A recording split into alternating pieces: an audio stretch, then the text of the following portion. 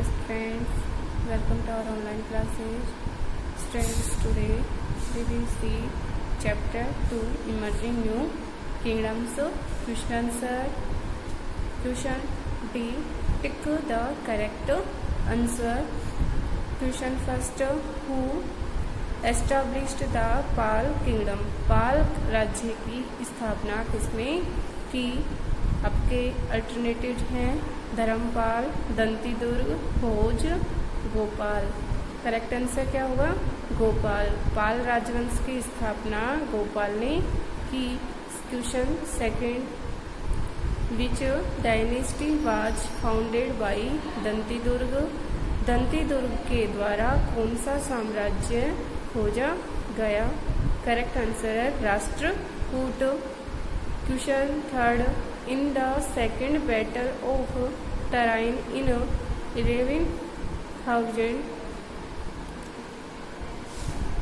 1192 Mohammad Ghori defeated. Tarain के द्वितीय युद्ध में जो 1192 में हुआ, मोहम्मद गोरी किसके द्वारा पराजित हुआ? पृथ्वीराज चौहान। फोर्थ है, where is the Dilwara temple situated in India? Dilwara का मंदिर भारत में कहाँ है? करेक्ट आंसर होगा माउंट आबू में। क्वेश्चन फिफ्थ है, who founded the city of Bhopal? Bhopal city की इसने खोज की। करेक्ट आंसर है Raja Bhoj. Okay students, question E है, match of the following words. आपको इसको नोटबुक में इस तरह मैच नहीं करना है। नोटबुक में आप इक्वल मार्क करके उसका करेक्ट आंसर साइड में लिखेंगे। नोटबुक में आप इस तरह से मैच कर सकते हैं। देखिए, गोपाल राजवंश किससे संबंधित था? गोपाल पाल डायनेस्टी, पाल राजवंश से। भोज था आपके गुजर प्रतिहार डायनेस्टी से। दंतीदुर्ग है राष्ट्रकूट डायनेस्टी से। ये आपके किंग्स नेम है और ये हैं आपके किंगडम्स नेम, तो उनको मैच करना है आपको। तो दंतीदुर्ग हो गया राष्ट्रकूट डायनेस्टी। तोमर में है दिल्ली का। उसके बाद कीर्तिवर्मम ये है चंदेल से, और राजा है चोल डायनेस्टी। ओके, नेक्स्ट आपके क्वेश्चन है, गिव शॉर्ट आंसर। तो आपको इनमें शॉर्ट आंसर्स देने हैं। क्वेश्चन फर्स्ट है, what do you know about the Pal dynasty? Pal dynasty के बारे में आप क्या जानते हैं? तो करेक्ट इसका आंसर है, Pala dynasty was established by Gopala in 19th century eastern India. Pala साम्राज्य की स्थापना गोपाल के द्वारा 9वीं शताब्दी में भारत में की गई थी। ईस्टर्न इंडिया, पूर्वी भारत में पाल राजवंश की स्थापना पूर्वी भारत में 9वीं शताब्दी में गोपाल के द्वारा की गई थी।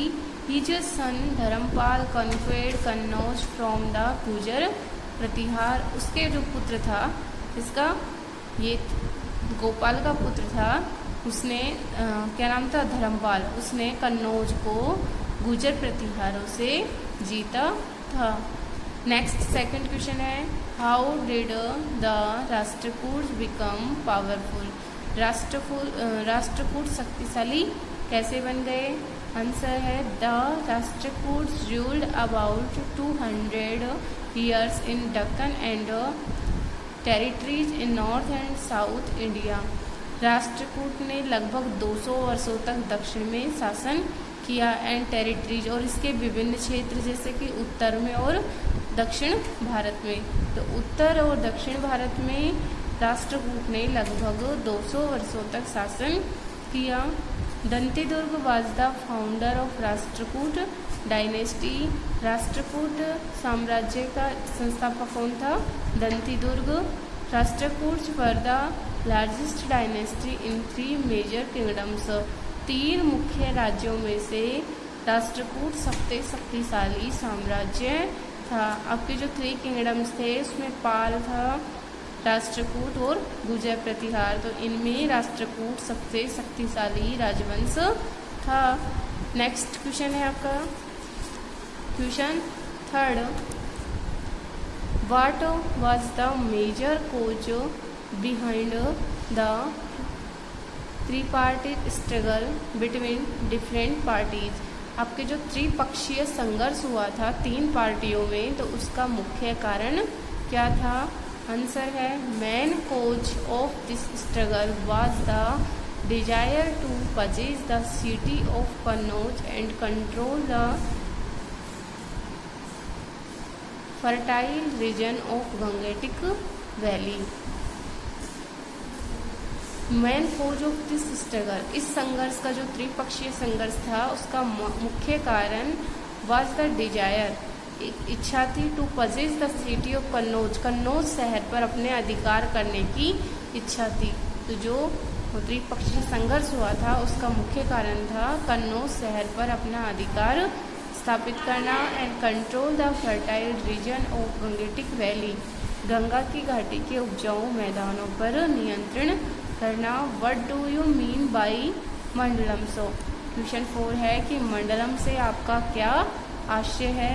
Answer the Chola empire was divided into 6 provinces और मंडलम्स।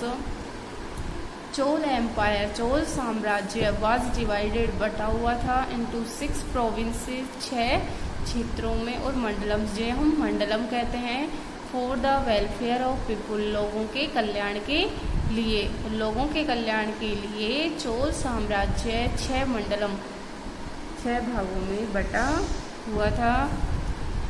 ए मंडलम, ये मंडलम एक कमेटी का नाम है, क्षेत्रों का नाम है जो चोल साम्राज्य में प्रचलित था, ये मंडलम नाम।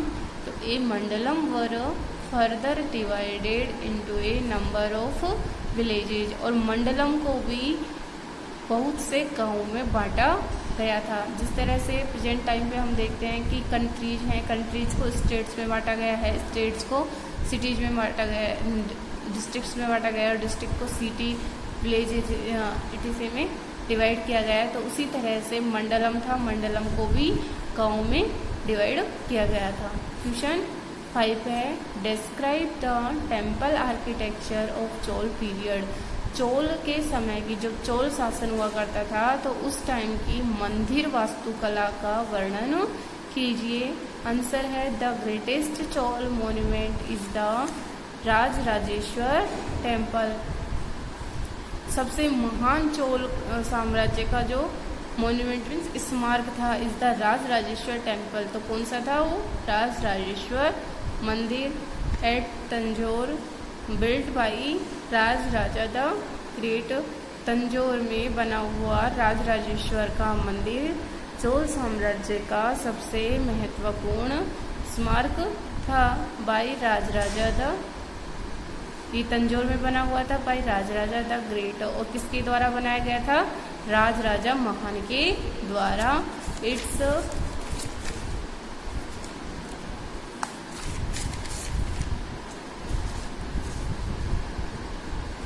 It's main structure is 180 feet long. इसकी जो मुख्य संरचना है वो 180 फीट लंबी है। And it's great Shikhar is 180 feet high, और इसका जो ऊंचा महान शिखर है वो भी 180 फीट ऊंचा है। The temple is crowned by huge dome, और इस मंदिर के ऊपर एक बड़ा क्या बना हुआ है? डोम मीन्स गुंबद बना हुआ है। तो इस तरह से आपको क्वेश्चंस करने हैं स्टूडेंट्स। आपको फर्स्ट पार्ट के क्वेश्चन आंसर लास्ट वीडियो में सेंड कर दिए गए थे, और इसके 3 questions C, D, E, F आज के वीडियो में आपको एक्सप्लेन कर दिए गए हैं, और इसकी फ़ोटोज भी आपको सेंड कर दी जाएगी। तो आप उसका वर्क अपनी नोटबुक में कर लें, और neat and clean hand writing में नोटबुक में वर्क होना चाहिए, और बुक में भी आप इसके क्वेश्चन आंसर फिल कर लें। और आपको चैप्टर 1 एंड 2 दोनों लर्न भी करने हैं, क्योंकि अगस्त मंथ में आपके FA1 एग्ज़ाम्स होंगे। तो अपना जितना भी आपको पढ़ा दिया गया है उसे लर्न रखें, और अपनी प्रिपरेशन अच्छी रखें। Okay, thanks.